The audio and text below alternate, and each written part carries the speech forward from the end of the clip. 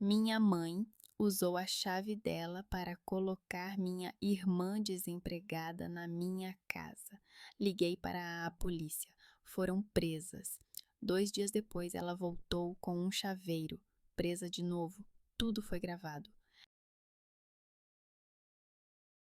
Estou na varanda da minha casa, descalça, vestindo uma camiseta velha, e vejo 2 policiais a levarem a minha mãe e a minha irmã para a viatura. A minha mãe grita para todo o bairro que esta é a sua casa, que a sua filha enlouqueceu, que ela tem o direito de estar aqui. A voz dela estala nas notas mais altas. Os vizinhos já estão a espreitar pelas janelas. A minha irmã atriz fica em silêncio, enrolada no casaco, mas a ofensa não desaparece do seu rosto. Ela não olha para mim, apenas baixa a cabeça quando um dos agentes lhe segura a porta do carro. O vizinho Aaron Handley está em pé ao lado da sua garagem, do outro lado do quintal, observando em silêncio. Ele é um mecânico de automóveis, um homem de 45 anos, com quem quase não conversamos, mas ele já se acostumou com as nossas cenas familiares. Às vezes acena para mim pela manhã quando saio para o carro, mas nunca comenta nada. Agora, ele está simplesmente parado, encostado no capô de uma velha picape a observar. Tenho o telefone na mão, ainda quente depois da chamada às 9h01.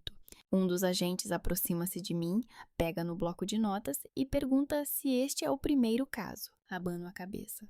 Não, não é o primeiro. A minha mãe já fez algo semelhante com a minha casa várias vezes, só que antes eu não chamava a polícia. Antes eu simplesmente aguentava, ficava calada, esperava que ela fosse embora. Explico ao agente que a minha mãe tinha uma chave suplente da minha casa, mas que a tirei há um mês, após mais um incidente quando ela trouxe uma amiga para passar a noite sem avisar. A minha irmã Tris nunca teve qualquer direito sobre esta casa. O agente acena com a cabeça, anota algo no bloco de notas e diz que entrará em contato comigo em breve. Talvez eu tenha que prestar depoimento. O carro parte. A minha mãe grita algo pela janela, mas eu já não consigo ouvir as palavras. A atriz fica apenas a olhar para o chão. Entro, fecho a porta e finalmente sinto as minhas mãos a tremer. Não de medo, por tudo isto ter realmente acontecido, por eu ter feito isto. Tenho 30 anos, sou designer gráfica freelancer, trabalho em casa em projetos enfadonhos, mas estáveis. Embalagens para rações, instruções técnicas para equipamentos de armazenamento, visuais para grandes câmaras frigoríficas usadas em laboratórios. Para minha família, isso sempre foi algo atrás do computador. Um trabalho sem importância, não um trabalho de verdade. Mas a minha irmã Tris, ex-assistente de laboratório médica, que foi demitida por violação do protocolo há 2 anos, ainda é considerada pela minha mãe talentosa, mas simplesmente sem sorte. Comprei esta casa sozinha. É uma pequena construção térrea com 2 quartos, um alpendre de madeira antigo e um pequeno quintal nos subúrbios de Cincinnati. Levei 5 anos para comprá-la, economizando o dinheiro de cada projeto, abrindo mão de viagens e diversões. Para mim, não era apenas uma casa. Era um espaço onde a minha mãe não poderia simplesmente entrar. Ou assim eu pensava. A minha mãe sempre teve o talento de usar o espaço alheio como se fosse seu. Quando eu ainda alugava um apartamento, ela de vez em quando colocava as pessoas dela lá. O meu ex-padrasto após o divórcio, depois a própria atriz, após mais uma demissão, até mesmo uma conhecida dela do trabalho que estava passando por um período difícil. Todas as vezes eu engolia a ofensa e ficava calada.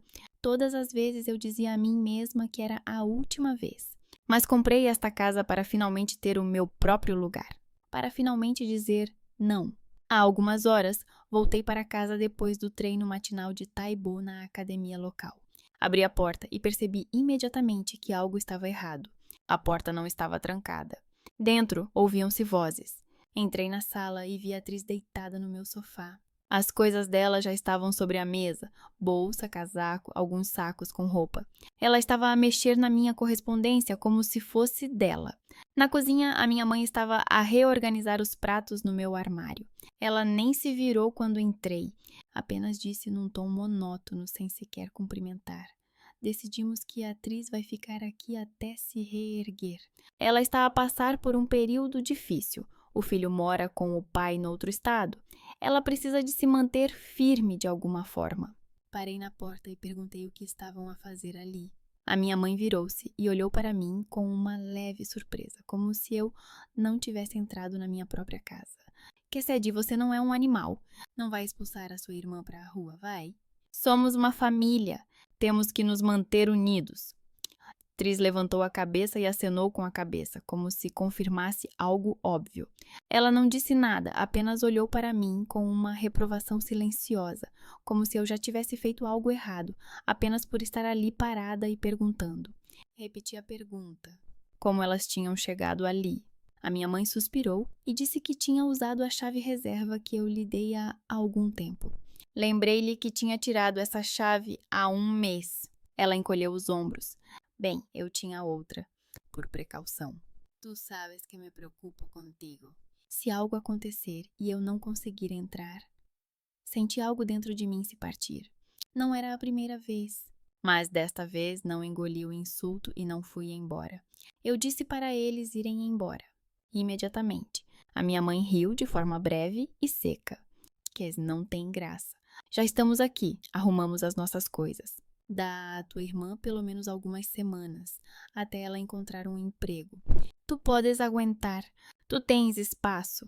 Eu disse que não tinha dado permissão, que a chave sobressalente era apenas para emergências, caso algo acontecesse comigo ou com a casa, e não para a minha mãe usar a minha casa como base para todos que não tinham para onde ir. Que esta era a minha casa, que eu a tinha comprado sozinha, que eles não tinham o direito de estar aqui. A atriz finalmente falou. Ela disse baixinho, quase num sussurro com a voz trêmula. Eu sou tua irmã. Não podes mesmo ajudar-me? És assim? És tão cruel assim? Não respondi. Virei-me, saí para a varanda e marquei 911. As minhas mãos tremiam, a minha voz também. Mas expliquei claramente ao operador que 2 pessoas tinham invadido ilegalmente a minha casa e se recusavam a sair. A minha mãe correu atrás de mim e começou a gritar que eu estava louca, que ela era minha mãe e tinha o direito de estar ali. Que eu era ingrata, que ela me tinha criado, que eu tinha o dever de ajudá-la, que ela não podia acreditar que a própria filha estava a fazer isso com ela. A atriz estava parada na porta e chorava, mas não ia embora. Apenas ficava parada e olhava para mim, como se eu tivesse feito algo irreparável. Quando a polícia chegou, a minha mãe tentou convencê-los de que era apenas um mal-entendido, que ela sempre teve acesso à minha casa, que eu mesma lhe dei a chave, que era um assunto de família e que eles não deviam interferir. Um dos policiais ouviu-a pacientemente, depois perguntou-me. Mostrei-lhes os documentos da propriedade e expliquei que tinha tirado a chave suplente há um mês precisamente, por causa de situações como esta. Que ela não tinha o direito de estar ali, que eu não tinha dado permissão nem a ela nem à irmã. Eles levaram as 2. Nos 2 dias seguintes, vivi num silêncio estranho e nervoso. Encomendei novas fechaduras, instalei uma corrente na porta. Tentei voltar ao trabalho, abri um projeto com desenhos técnicos para equipamentos de armazém, mas não conseguia me concentrar. O tempo todo ficava a ouvir os sons do lado de fora da janela. Esperava um telefonema, uma mensagem, alguma coisa. Mas não aconteceu nada, apenas silêncio. Na terceira noite, acordei com um barulho metálico. A princípio, pensei que fosse algo na casa dos vizinhos, mas o som vinha diretamente da minha porta. Levantei-me da cama, aproximei-me da janela e espreitei cuidadosamente através da cortina. A minha mãe estava à minha porta. Ao lado dela, um homem com um macacão de trabalho e uma caixa de ferramentas. Um serralheiro. Eles conversavam baixinho, a minha mãe apontava para a fechadura. Depois o homem agachou-se junto à porta e começou a mexer em alguma coisa. A minha mãe olhava nervosamente para trás, mas não fugia. Ela estava ali, calma, como se tivesse todo o direito de estar. Como se 2 dias antes a polícia não a tivesse levado. Eu afastei-me da janela. O meu coração batia tão forte que parecia que eles iriam ouvir. A ordem não a assustava. Ela voltou como se nada tivesse acontecido. Peguei o telefone da mesinha de cabeceira e disquei 911. Desta vez minha voz estava mais firme.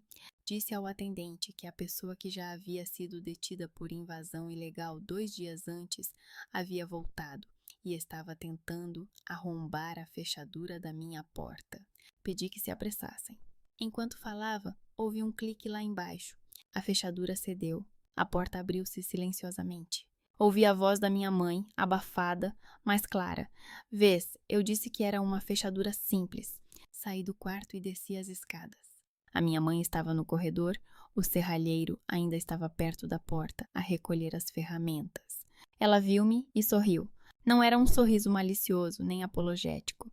Era apenas um sorriso tranquilo. Sim, precisamos de conversar. Normalmente, sem a polícia. Tu compreendes que isto não pode continuar assim, eu disse-lhe para ir embora. Ela abanou a cabeça. Não, não vou. Esta é a minha filha, a minha casa, e tenho o direito de estar aqui.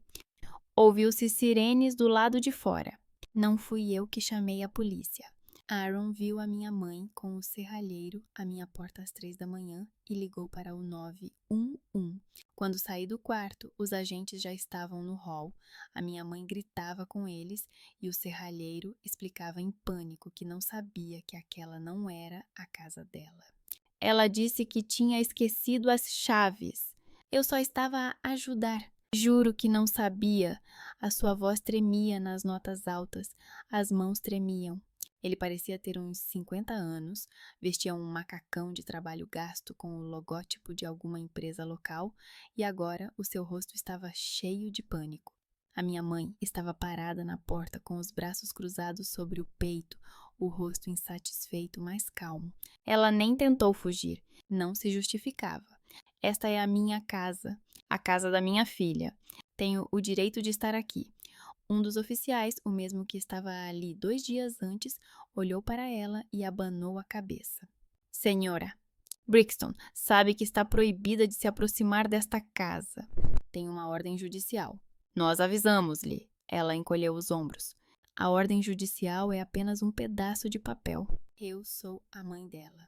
Nenhum pedaço de papel vai mudar isso. Eu dei à luz, criei-a e tenho o direito de ver a minha filha quando quiser. O segundo agente, mais jovem, olhou para mim. Senhora, quer que os detenhamos? Acenei com a cabeça. Sim, quero. Levaram os 2. O mecânico quase chorou quando o colocaram no carro, repetindo que não sabia de nada, que estava apenas a fazer o seu trabalho. A mãe ficou em silêncio, olhando para mim através da janela.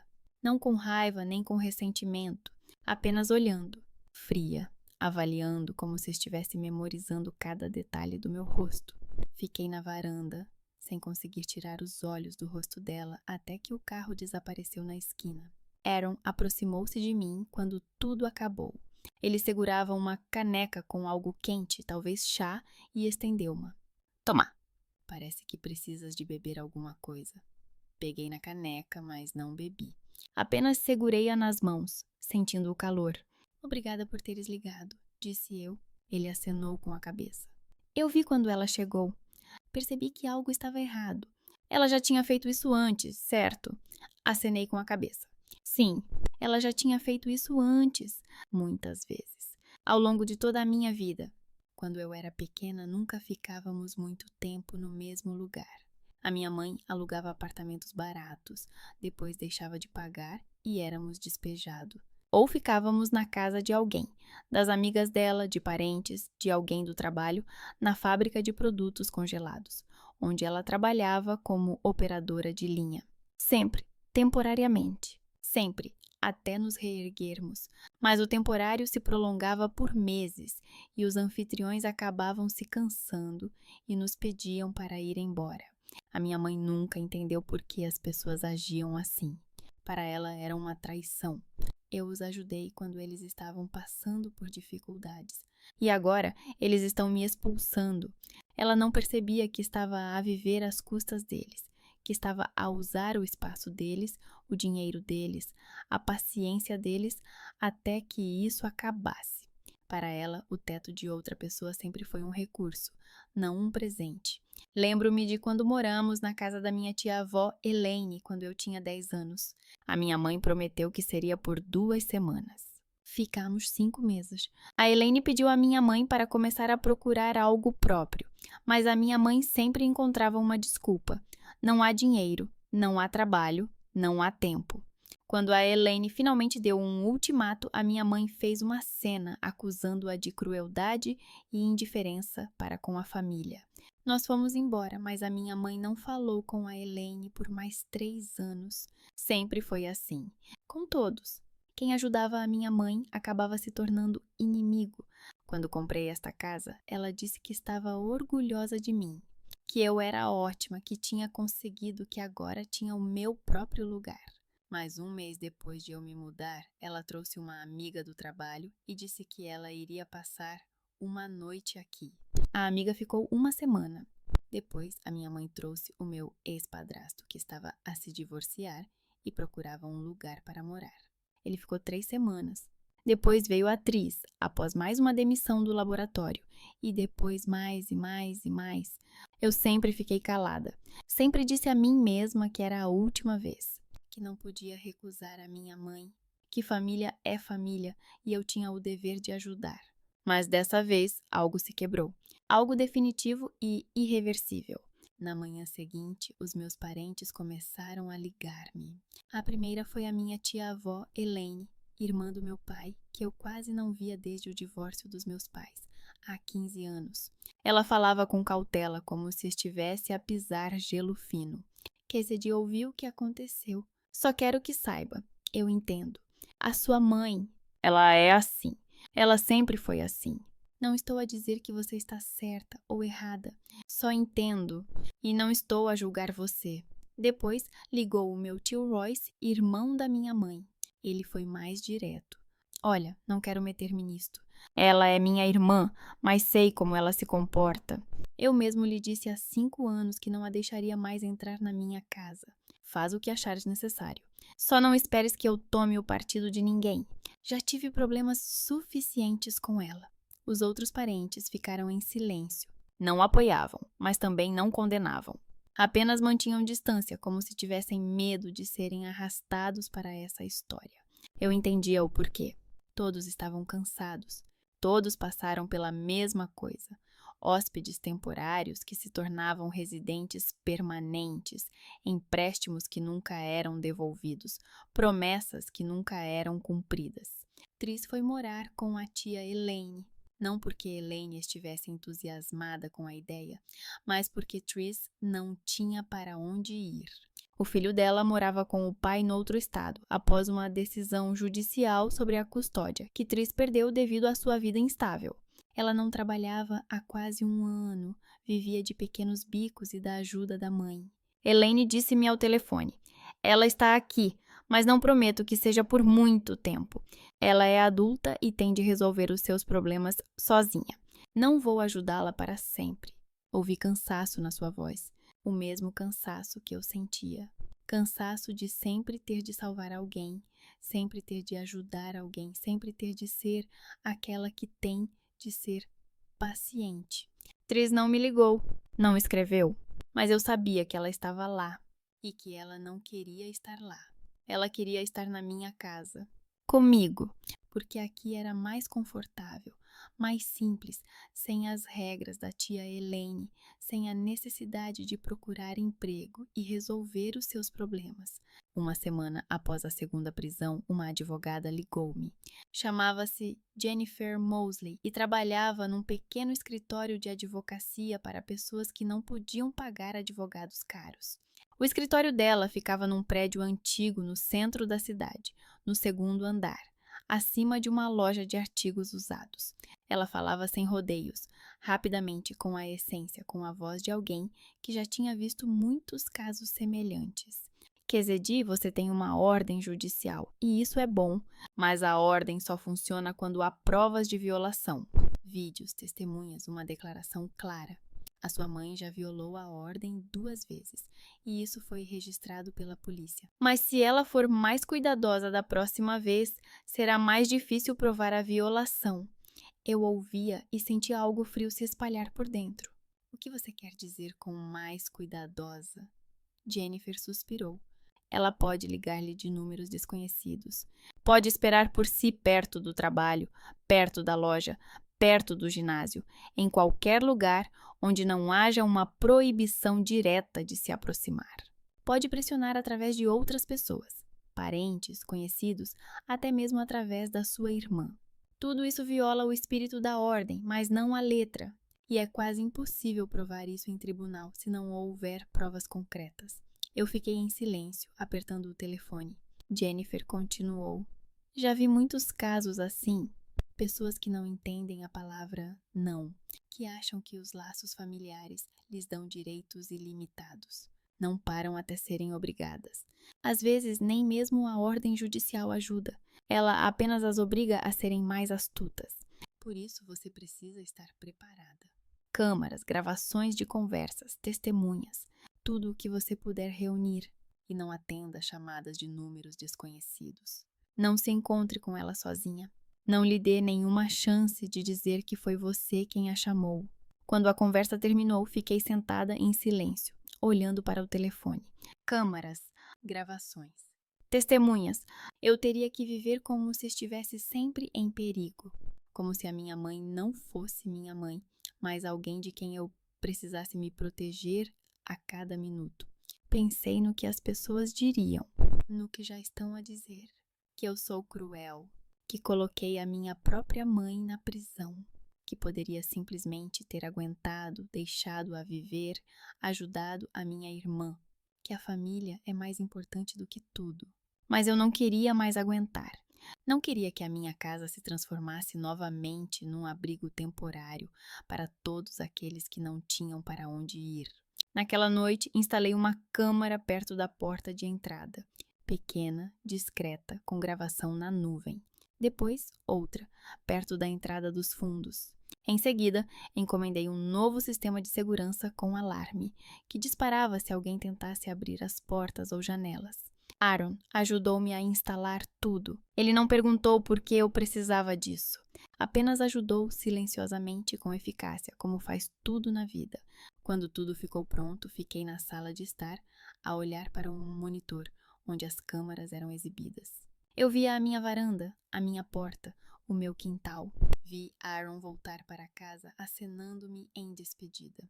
Vi a rua vazia, iluminada pelas luzes, mas não vi a minha mãe, e isso assustava-me mais, porque eu sabia que ela estava a algures por ali, à espera, a planear, a pensar no próximo passo. E da próxima vez ela seria mais cautelosa, mais astuta. Ela não viria à noite com um serralheiro. Ela encontraria outra maneira. O telefone tocou. Número desconhecido. Não atendi, lembrando-me das palavras de Jennifer. 1 minuto depois recebi uma mensagem. Kessed, sou eu. Precisamos de conversar. Sem a polícia. Só tu e eu, como pessoas adultas. Sou tua mãe e não podes simplesmente me excluir da tua vida. Liga-me. Por favor, apaguei a mensagem. Mas as minhas mãos tremiam novamente e eu não conseguia pará-las, mesmo cerrando os punhos. Pela primeira vez depois da prescrição, ela veio silenciosamente, quase educadamente, como uma sombra. Era de manhã, quando me permiti um pequeno luxo, um banho mais longo, água quente, condicionador no cabelo, sem pensar em maquetes e contas. O telefone estava no quarto, na mesinha de cabeceira, a carregar, com o ecrã virado para baixo. Eu ouvia o zumbido abafado do exaustor, o barulho da água e a minha respiração regular. Nada mais. E então ouvi outro som, um clique quase inaudível em algum lugar da casa, não alto, mas estranho. Não é assim que soam tubos velhos ou geladeiras, é assim que soa uma trava. Desliguei a água e fiquei parada, ouvindo. Silêncio. Apenas o ruído na minha cabeça devido ao batimento cardíaco repentinamente acelerado. Enrolei-me num toalha e saí para o corredor, os pés descalços colados ao chão frio. No primeiro momento, pensei que talvez fosse Aaron a fazer barulho na sua garagem. O som atravessou a parede. Queria acreditar nisso. Então via. Ela estava parada no meio do meu corredor, de costas para a porta de entrada, com o seu casaco desbotado e luvas de borracha cor de casca de limão artificial. Na mão direita, ela segurava o meu telemóvel. Claro, o ecrã estava desligado. Parei a alguns passos com a água ainda escorrendo do meu cabelo pelas costas. O meu primeiro impulso foi gritar. O segundo foi correr para o telemóvel. Mas não fiz nenhuma das duas coisas. Simplesmente fiquei paralisada, como um animal que viu um predador no caminho. Ela virou-se lentamente, sem medo, como se eu devesse estar ali. Sorriu com um sorriso cansado e forçado que todos os parentes conheciam. Esqueceste-te de fechar a janela da cozinha, Cass, disse a minha mãe. Tens de ter mais cuidado. Tudo pode acontecer. Olhei para o telefone na mão dela. Ela percebeu o meu olhar e, como se nada fosse, enfiou o aparelho no bolso do casaco. Não o fez de forma brusca ou ostensiva, mas com a naturalidade com que as pessoas tiram uma chávena alheia da mesa. Precisamos apenas de conversar, normalmente. Sem polícia, sem todo este circo, acrescentou ela, encostando o ombro à parede, como se estivesse em casa. Saia, disse eu. A minha voz estava rouca, estranha. Saia. Agora. Ela suspirou como se eu estivesse a recusar algo básico pela 10ª vez. Não posso. Sou sua mãe. E ainda não terminamos. Sente-se, Cass. Ela acenou na direção da cozinha. Você precisa tomar o pequeno almoço mesmo assim, e nós vamos conversar.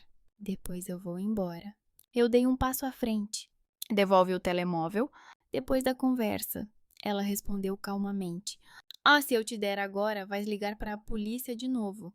E a polícia é uma humilhação para toda a família. Quer passar por isso novamente? Quer que os vizinhos voltem a olhar para mim como se eu fosse uma criminosa? Fiquei em silêncio.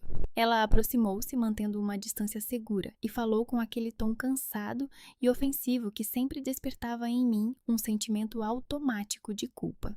Não vou viver para sempre, Cass.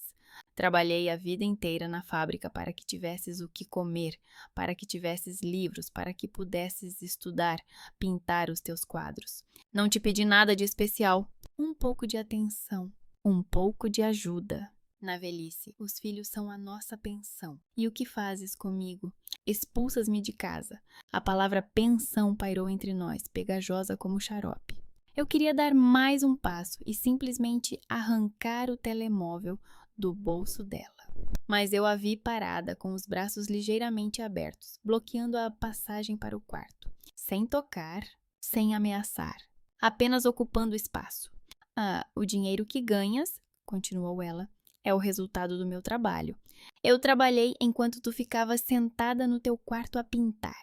Agora tens uma casa. E eu o que tenho? Uma receita médica e um quarto frio num apartamento alheio. Sentia como se cada palavra encontrasse uma velha fissura em mim e pressionasse diretamente sobre ela. O seu monólogo durou muito tempo.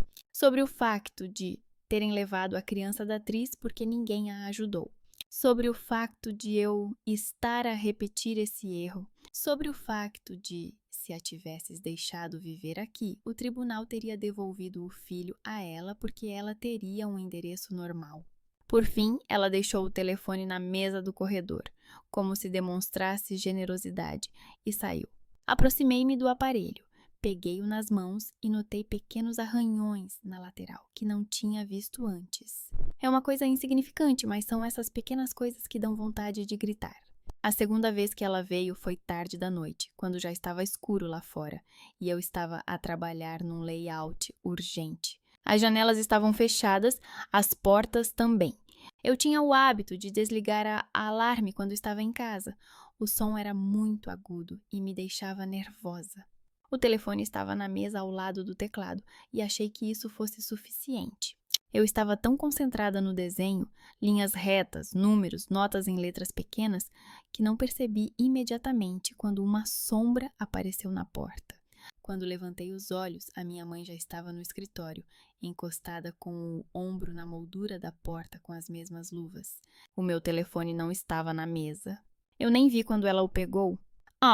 Você sabe que a porta dos fundos ainda tem a mesma fechadura de antes? Ela perguntou como se fosse algo neutro. O serralheiro trocou apenas a fechadura da frente. Eu simplesmente encontrei a chave antiga. Ainda bem que não o deitei fora. Senti uma onda de pânico a subir-me na região do plexo solar. Isso é ilegal, disse eu. A ordem judicial é só um pedaço de papel, repetiu ela. E tu és minha filha. A tua família está aqui. As tuas raízes estão aqui. Os juízes e os polícias mudam, mas tu só tens uma mãe.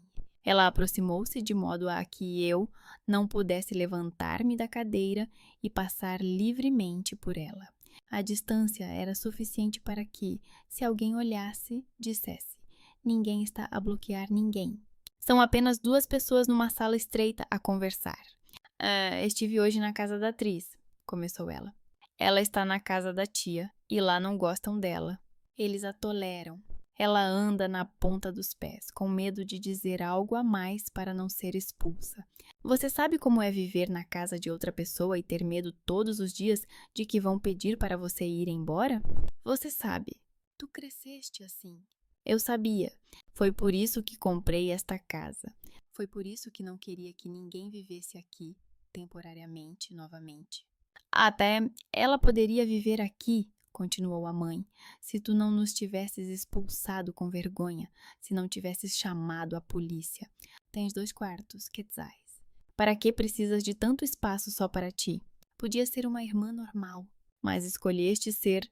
E ela fez uma pausa procurando a palavra certa, a contadora dos pecados alheios. Contas tudo, quem deve o que a quem. Tive vontade de rir do absurdo. Quem deve o que a quem. Mas o riso ficou preso na garganta. Eu só via a mão dela deslizar suavemente para mais perto do bolso com o telefone, cada vez que eu mudava ligeiramente de posição. Assim que eu me inclinava para a frente, ela expandia imperceptivelmente o seu espaço pessoal, bloqueando o caminho. Devolva-me o telefone, repeti. Depois que terminarmos, ela respondeu calmamente e com teimosia. Não quero ficar na viatura policial pela 3ª vez na semana. Também tenho minha dignidade. Por alguma razão, a dignidade dela sempre exigia tirar meus meios de comunicação e controlar a saída da sala. A 3ª vez foi a mais suja, literalmente e figurativamente. Um cano debaixo da pia da casa de banho quebrou e eu chamei um canalizador. Ele chegou durante o dia, eu estava a trabalhar no escritório, saindo de vez em quando para ver se precisava de alguma coisa.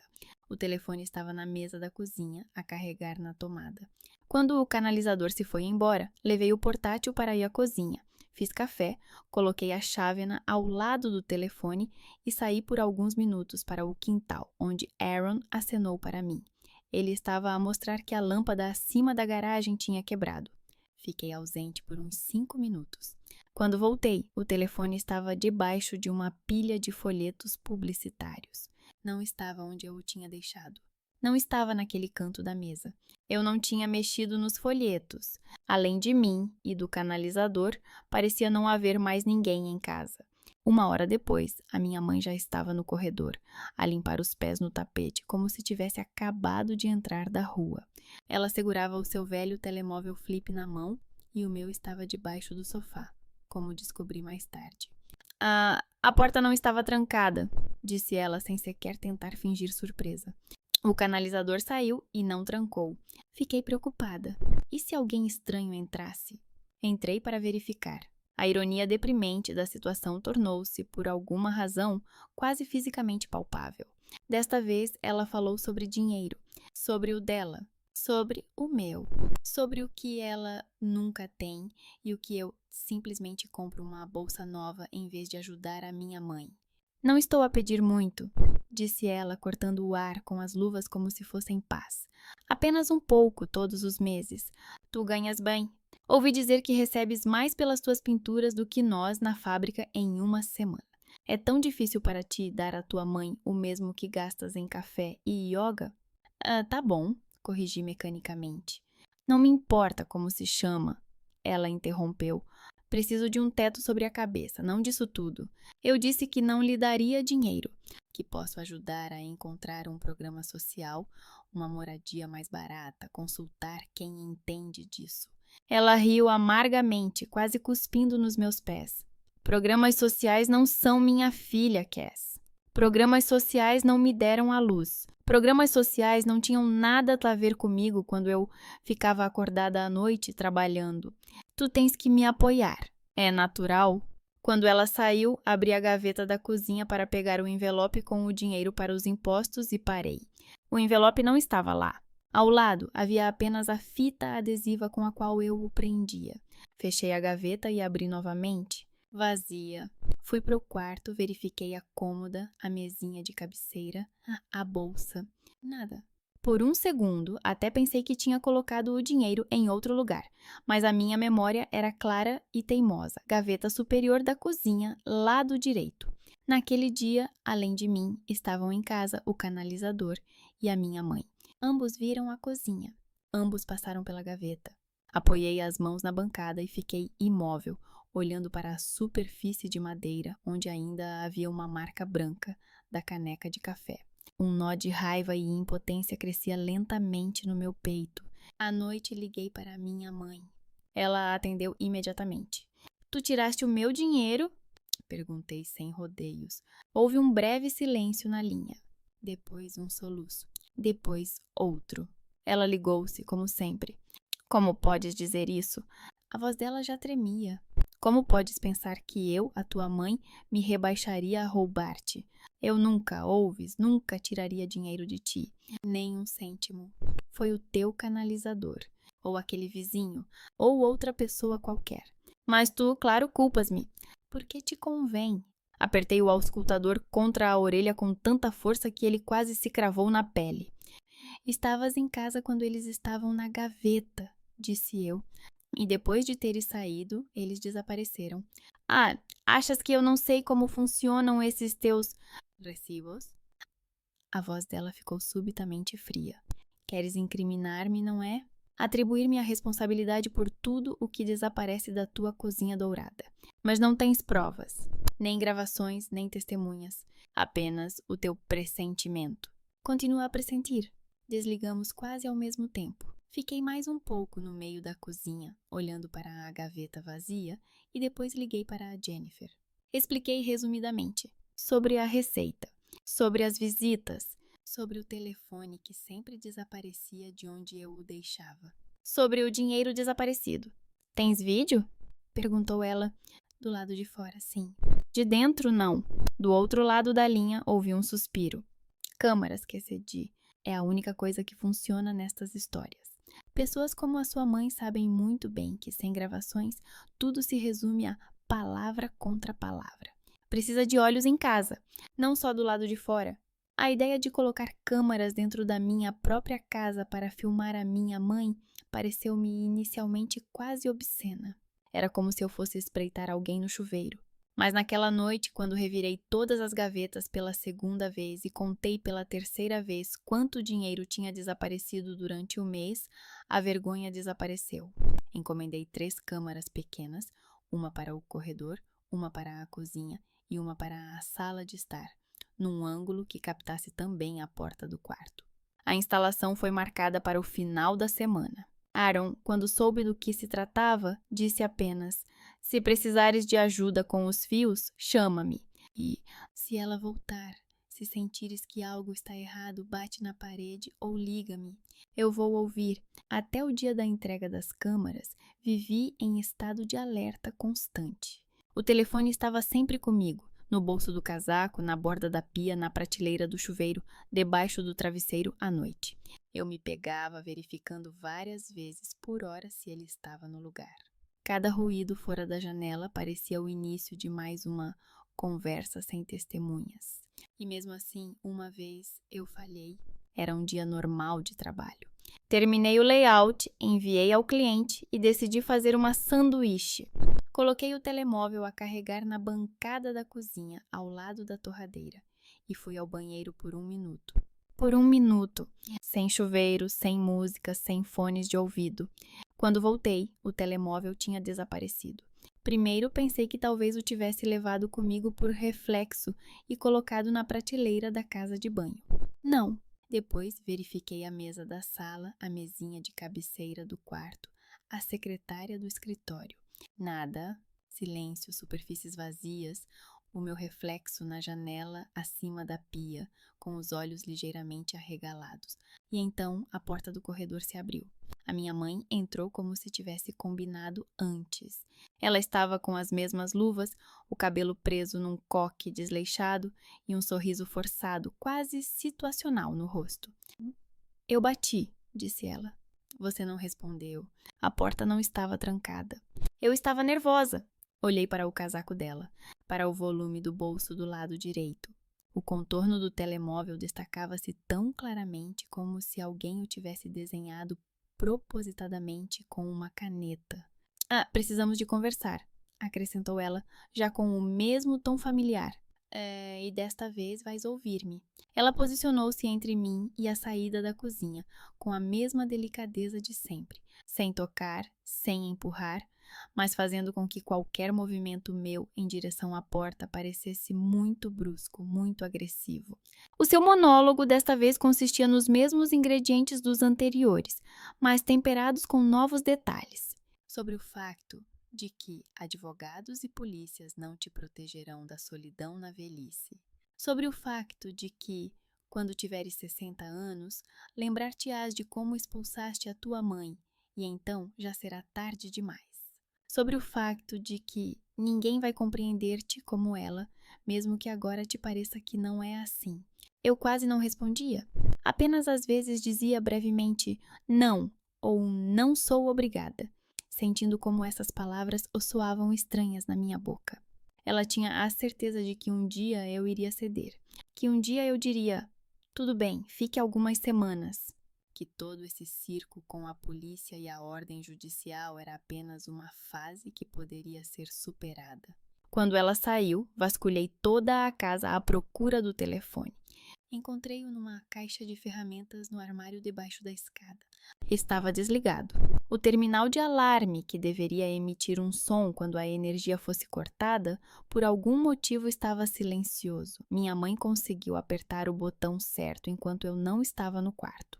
Naquela noite, quando finalmente fiquei sozinha, a fadiga tomou conta de mim, como se eu tivesse passado o dia fazendo trabalho físico, em vez de ficar sentada à mesa.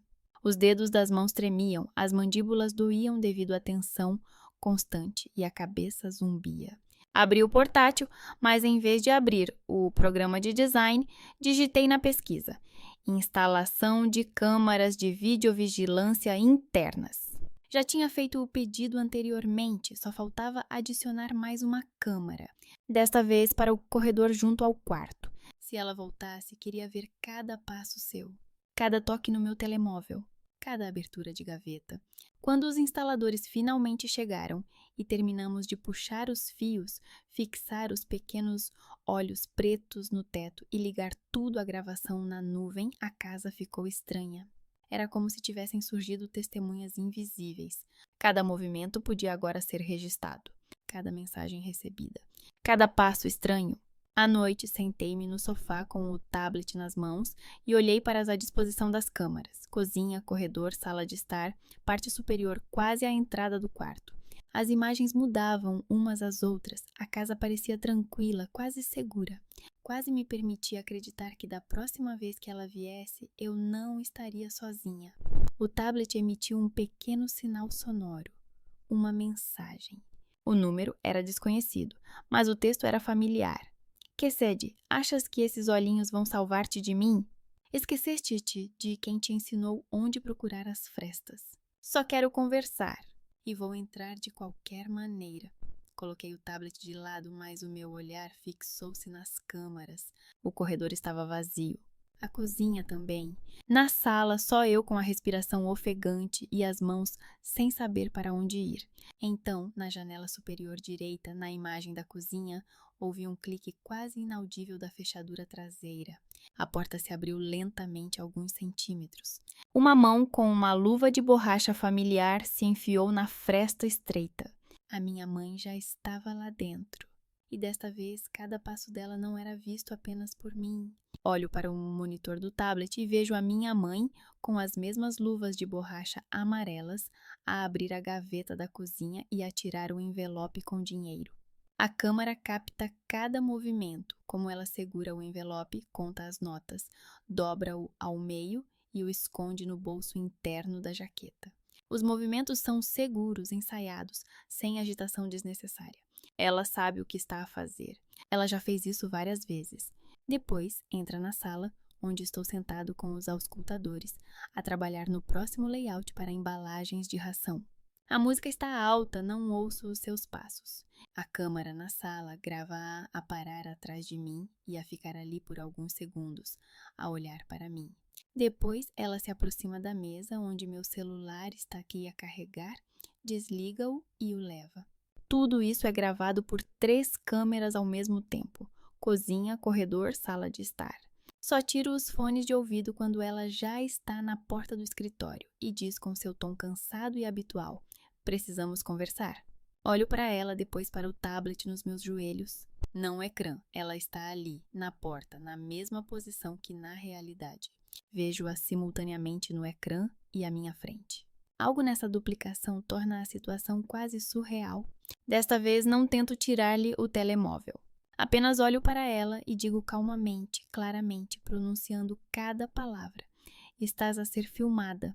Tudo o que acabaste de fazer foi gravado. Ela fica paralisada. O rosto muda. Primeiro desconfiança, depois raiva, depois algo parecido com cálculo.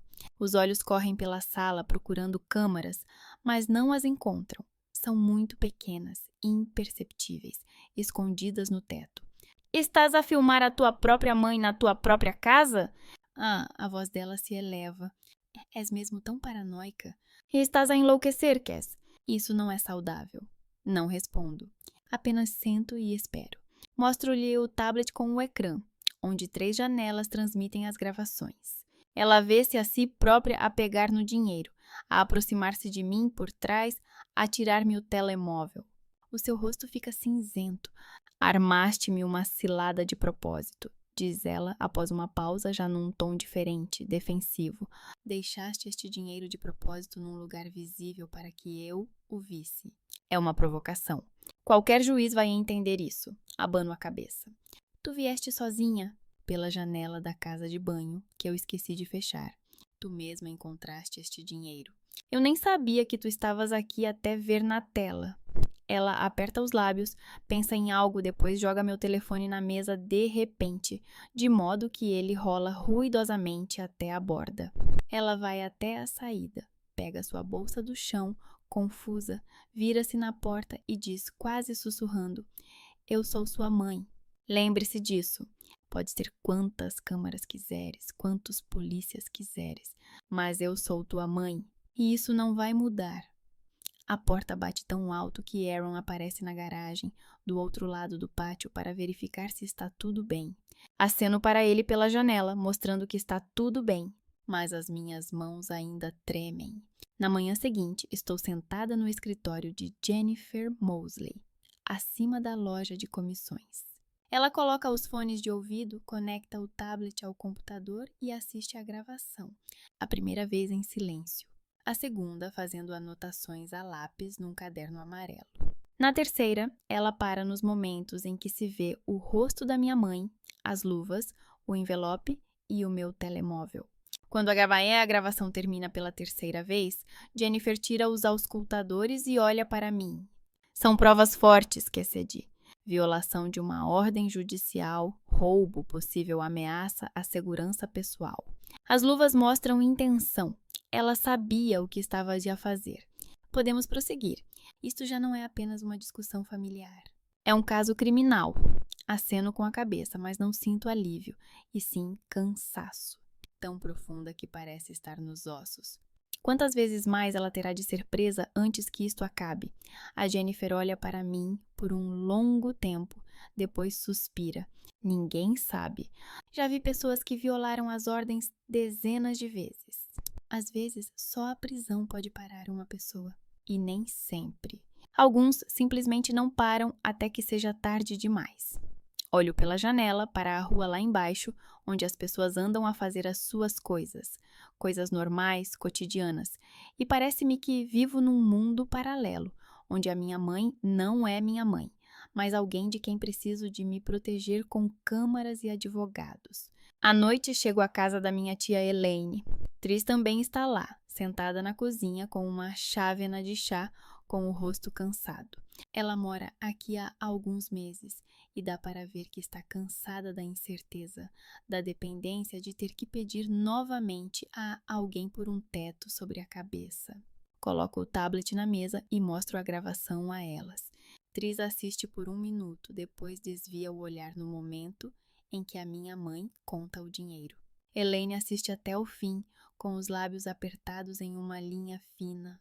Quando a gravação termina, ela diz baixinho, quase para si mesma: "Eu sabia que ela era assim. Eu morava com ela quando éramos crianças. Eu via como ela tirava dinheiro da carteira da nossa mãe. Como mentia, olhando diretamente nos olhos. Mas ver isso agora numa mulher adulta com luvas. Meu Deus, os nossos pais, eles não nos criaram assim. Não a criaram assim." Tris fica em silêncio, olha para a chávena e depois pergunta baixinho sem levantar a cabeça: "Vais mostrar isto à polícia?" Eu aceno com a cabeça. Ela vira-se para mim com algo parecido com desespero, os olhos vermelhos. "Ela é nossa mãe, Cass. É a única mãe que temos." Elaine interrompe-a bruscamente, mas sem malícia. "Ela é uma ladra, Tris, com luvas de pelica. Da própria filha. Mas sim, ela também é minha irmã, e eu não sei o que fazer com isso." Longa pausa. Ninguém olha para ninguém. Então, Elaine pega o telefone da mesa, olha para mim e diz: "Cassidy, eu peço que espere um pouco. Preciso ligar para um lugar. E até lá, por favor, espere um pouco. Não passe essa gravação para ninguém por mais alguns dias. Tenho que tentar uma coisa." Olho para ela surpreendido. "O que exatamente?" Ela não responde. Simplesmente pega o telefone e sai para o corredor. Ouço uma voz abafada atrás da porta, não palavras, apenas a entoação, séria, contida, quase formal. Quando ela volta, seu rosto está impenetrável. "Espere até sábado. Por favor. Talvez haja uma maneira de resolver isso sem outra prisão. Mas preciso de tempo." Não entendo, mas aceno com a cabeça. Não tenho forças para discutir. No dia seguinte, o avô Maurice Brixton liga-me. Não ouço a voz dele há quase 1 ano, talvez mais.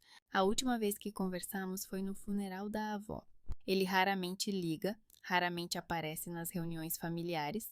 Vive sozinho na sua casa nos arredores de Cincinnati. Cultiva uma horta, às vezes visita a Elaine ou algum parente. A voz está calma, um pouco rouca devido aos anos de tabagismo que ele abandonou há 10 anos após um ataque cardíaco. "Cassidy, é o avô. A Elaine contou-me tudo. Podes enviar-me aquele vídeo?" Fico em silêncio por alguns segundos tentando entender o que está a acontecer. "Avô, é um assunto sério." "Eu sei", diz ele, "mas quero ver por mim mesmo." "Envia-me, por favor." Faço isso durante a conversa. Ouço-o clicar em algo no seu computador antigo. Depois, silêncio. Ele está a ver a gravação. Ouço a sua respiração, calma, pesada. Depois, ele pega no telefone novamente. Peço que espere para entregar isso à polícia. Entendo como isso soa, mas só por enquanto. Dê-me uma semana. Quero falar com ela pessoalmente. E contigo também. Vem ter comigo no sábado, às 12 horas. Às 12 horas. Sem a Jennifer, sem a polícia. Só tu. Prometo que a tua mãe não te vai incomodar mais. Pergunto incrédulo. "Avô, tenha certeza?" Ela não ouve ninguém, nem mesmo a polícia. Ele responde com o mesmo tom calmo e impassível com que provavelmente falava com os criminosos quando ainda patrulhava as ruas. "Conheço-a desde sempre, Cass. Via quando era criança, adolescente, adulta. Via fazer isso com outras pessoas. E parece que chegou a hora de alguém lembrá-la de como funciona esta vida. E o que acontece com aqueles que se esquecem dos limites? Não sei o que responder. Parte de mim quer acreditar que o avô pode mudar alguma coisa. A outra parte lembra-se de todas as tentativas anteriores dos parentes de conversar com a minha mãe, que não deram em nada. "Está bem", digo finalmente. "Até sábado." Mas se não funcionar, vou à polícia. Definitivamente. "Justo", diz o avô e desliga o telefone. Naquela mesma noite, quando já estava deitada na cama, o telefone toca. Um número desconhecido? Atendo, já sabendo quem é. A voz da minha mãe é aguda, assustada e agressiva, mais alta do que o normal. O que é que disseste ao avô? Ele chamou-me. Disse que se eu não fosse, nunca mais o veria. Tu colocaste-o contra mim? Nunca tinha ouvido a minha mãe tão em pânico. Ela sempre foi confiante, controladora, aquela que pressionava os outros. E agora, na sua voz, há um medo genuíno. Respondo calmamente, quase com indiferença. Não armei a cabeça de ninguém. Foi ele que pediu para lhe mostrar a gravação. E foi ele que decidiu o que fazer a seguir. Ela grita algo sobre traição, sobre eu estar a destruir a sua velhice, que ela ficará sozinha, que ninguém vai querer ajudá-la depois do que eu fiz, que o avô era o único que ainda ficava com ela e agora eu estou a tirar-lhe também ele. Eu ouço sem interromper, depois simplesmente desligo o telefone. Não desligo o telefone, não bloqueio o número. Simplesmente desligo. No sábado nós duas estaremos na casa do avô. Pela primeira vez em todo esse tempo, alguém mais velho do que ela, alguém que ela não pode ignorar, vai lhe dizer a verdade. Não sei o que ele vai lhe dizer. Não sei se vai funcionar. Mas pela primeira vez em meses, sinto algo parecido com esperança. Ou medo. Não tenho a certeza do que é.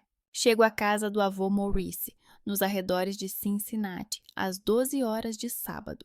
É uma pequena casa de 2 andares, com revestimento cor de tijolo desbotado, uma varanda de madeira velha e um grande quintal onde o avô cultiva uma horta. Na primavera tudo ficará verde, mas agora, em fevereiro, tudo está cinzento e vazio. Apenas os canteiros velhos e a estrutura da estufa brilham através dos restos de neve. O carro da minha mãe já está parado na entrada. Um velho sedã cinza que ela alugou depois que o anterior quebrou. Estaciono ao lado e fico imóvel por um momento, apertando o volante. O meu coração bate tão forte que parece abafar tudo ao redor. Entro pela porta que não range, que o meu avô lubrificou recentemente. O corredor cheira a madeira velha e a algo picante, talvez café. O meu avô vem ao meu encontro junto ao cabide, abraça-me brevemente, à maneira dos homens, apertando-me com força o ombro. Senta-te na sala. Ela já está lá. A sua voz é calma, mas há nela algo de inflexível. Entro na sala de estar. A minha mãe está sentada num sofá velho com estofos desbotados, da cor verde pântano, os braços cruzados sobre o peito, o rosto fechado, quase de pedra. Ela não olha para mim. Mesmo quando me sento na poltrona em frente, ela continua a olhar para o lado, para a parede com fotografias, onde ainda somos pequenos, onde a avó ainda está viva. O avô senta-se na sua cadeira favorita entre nós, com um tablet na mesa à sua frente, com o ecrã desligado. Ele não tem pressa. Apenas senta-se, olha para a minha mãe, depois para mim, depois novamente para a minha mãe. O silêncio é pesado, mas ele mantém-no até que a minha mãe se vira para ele com irritação. Então, chamaste-me aqui. Fala. O avô pega o tablet, liga a tela e o coloca de forma que ambas possamos ver. Eu assisti a este vídeo 5 vezes, diz ele sem preâmbulos, sem amenizações. Eu vi você entrar na casa da minha filha, usando luvas, pegar o dinheiro dela, esconder o telefone dela. Eu vi você atrás dela e ela não ouviu você, porque você estava esperando por esse momento. Isso não é ser mãe, isso é ser ladra. A mãe tenta interromper, elevando a voz. Pai, você não entende, ela... O avô levanta a mão. O gesto é simples, mas categórico. Cale a boca. Ainda não terminei. A sua voz não é alta, mas tem a mesma entoação que ele usou durante 30 anos na patrulha, quando parava motoristas bêbados, quando explicava as regras a adolescentes que achavam que a lei não se aplicava a eles. A mãe cala-se, os lábios cerrados, os olhos brilhando de raiva não expressa. O avô continua, sem tirar os olhos do rosto dela. Fizeste isso toda a tua vida. Viveste com a tua tia Maureen até ela te expulsar por teres tirado dinheiro da bolsa dela. Disseste que ela estava a alucinar. Mas eu sabia a verdade. A Maureen contou-me tudo antes de morrer. A minha mãe abre a boca para dizer algo, mas o meu avô não a deixa. Tu moraste comigo e com a tua mãe quando Quesede e Tris eram pequenos, e eu encontrava os meus instrumentos no penhor, porque tu os vendias. Tu dizias que alguém os tinha roubado, mas eu vi os recibos. Eu simplesmente fiquei calado, porque pensei que tu mudarias, que a maternidade te mudaria.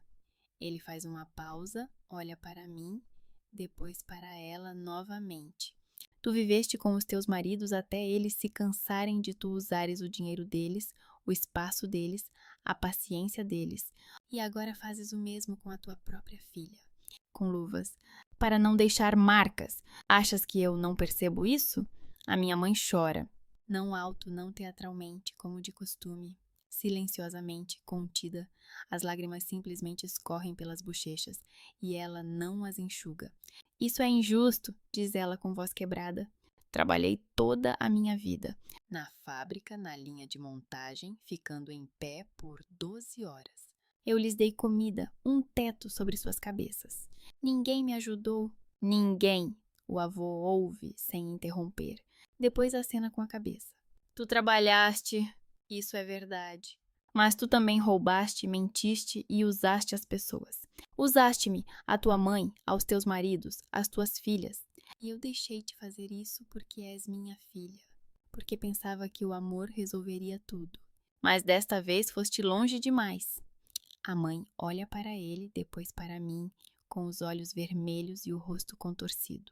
Eu só queria que ela não me expulsasse, que me desse uma oportunidade. Ela deu-te uma oportunidade, diz o avô com firmeza. Muitas oportunidades. Tu aproveitaste todas elas e depois voltaste. Isso não é pedir uma oportunidade. É um crime. A minha mãe fica em silêncio. Vejo-a apertar as mãos, as unhas cravadas nas palmas. O meu avô inclina-se para a frente com as mãos nos joelhos, olhando-a diretamente nos olhos. Tenho uma proposta. Tu vais morar comigo. Na casa antiga, onde sua mãe morava, no quintal dos fundos. Ela está vazia desde que ela morreu. Mas tem luz, água, aquecimento. É pequena, mas é normal. Você mora lá de graça. Não vou cobrar nada de você. A mãe levanta a cabeça com algo parecido com esperança no olhar. Mas há condições, acrescenta o avô, e a sua voz torna-se mais severa. Ele olha-a diretamente nos olhos, sem desviar o olhar. Não te aproximas da Quesede. Não ligas, não escreves, não apareces, a menos que ela própria te chame. Se precisares de passar alguma coisa, passa por mim. Como alternativa, se não gostares disso, ou se violares estas condições pelo menos uma vez, eu próprio te colocarei atrás das grades. A minha mãe abre a boca para contestar, mas o meu avô continua. Ainda tenho contactos na esquadra. Trabalhei lá durante 25 anos. Mark Devero, o meu antigo parceiro, é agora o subchefe. Com estas provas, o vídeo, as tuas luvas, o histórico de detenções anteriores, não haverá problemas. Não irás para a prisão por uma semana, mas por anos, muitos anos. Entendes? Longa pausa. A minha mãe olha para mim, depois para o meu avô. Vejo algo apertar-se dentro dela. Não é arrependimento. Não é compreensão, é medo. Ela tem medo que o meu avô não esteja a mentir, mas ao mesmo tempo, nos seus olhos, a raiva profunda, antiga. Ela é minha filha, diz ela finalmente com a voz trêmula.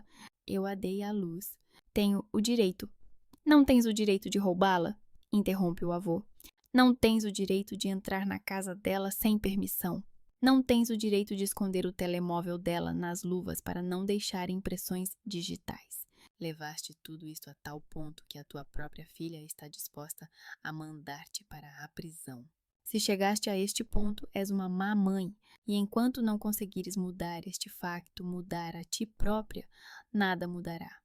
Ele faz uma pausa, olha para ela longamente e depois acrescenta mais baixinho, mas sem suavizar.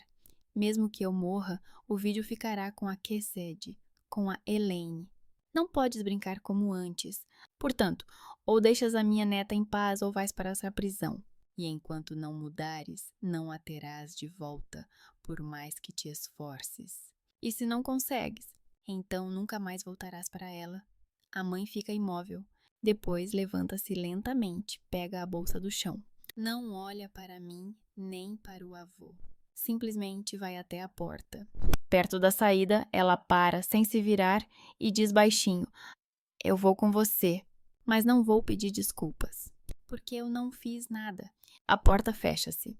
Não bate, como de costume, apenas faz um clique silencioso. Sento-me em silêncio, olhando para a porta fechada, sem saber o que sentir. O avô coloca a mão no meu ombro, pesada, quente. Não precisas mais ter medo de que ela venha. Eu sou responsável por isso. Ela vai viver aqui debaixo dos meus olhos.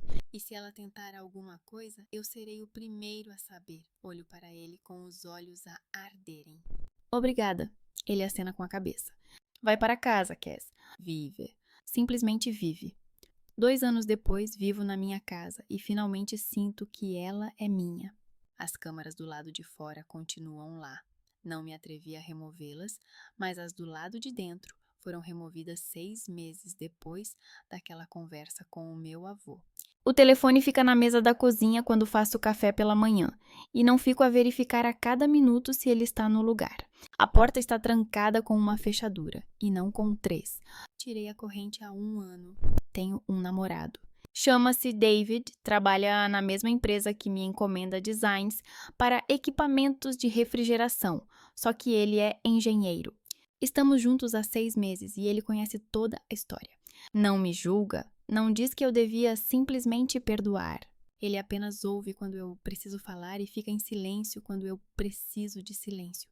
A minha mãe mora com o meu avô, na antiga casa da minha avó, no quintal dos fundos. Às vezes ela me envia mensagens neutras. Feliz aniversário, como vai? O avô diz que você está bem. Às vezes respondo brevemente, obrigada, tudo bem, sim. Às vezes não respondo nada. É normal. O avô diz que ela está a trabalhar, encontrou um emprego como faxineira numa escola, vive tranquilamente. Não reclama. Não tenta vir me visitar. Não sei se ela mudou. Não sei se realmente entendeu, mas ela está longe. E isso é suficiente. Hoje é o aniversário do avô.